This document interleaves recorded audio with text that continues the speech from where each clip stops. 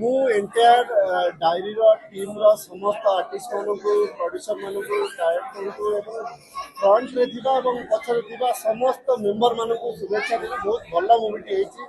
ରଜ ମାହୋଲରେ ଗୋଟେ ସମ୍ପୂର୍ଣ୍ଣ family movie, romance ଅଛି, ହ୍ୱାଇଟ୍ ଚିକେନ୍ସ ଅଛି, ବହୁତ ଭଲ ଗୀତ ଅଛି ଏବଂ ବିଶେଷ କରି ଫ୍ୟାମିଲି ସହିତ ଦେଖିଲା ଭଳି ମୁଭିଟେ ହେଇଛି। ତ ସମସ୍ତଙ୍କୁ ନିବେଦନ କରିବି ଫ୍ୟାମିଲି ସହିତ ଆସନ୍ତୁ ଏବଂ ନିଶ୍ଚିତ ରୂପେ ମୋତେ ବି ଭଲ ଲାଗିଛି, ଆପଣମାନଙ୍କୁ ବି ନିଶ୍ଚିତ ରୂପେ ଭଲ ଲାଗିବ।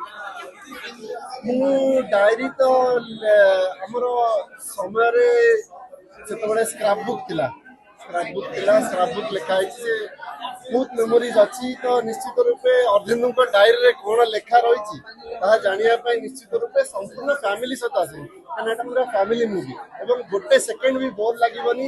ବହୁତ ଭଲ ରହିଛି ଏବଂ ନିଶ୍ଚିତ ରୂପେ ଫ୍ୟାମିଲି ସହିତ ଆସନ୍ତୁ ଏବଂ ଏନ୍ଜୟ କରନ୍ତୁ। ପରିଶ୍ରମର ଫଳ ମିଳିଛି।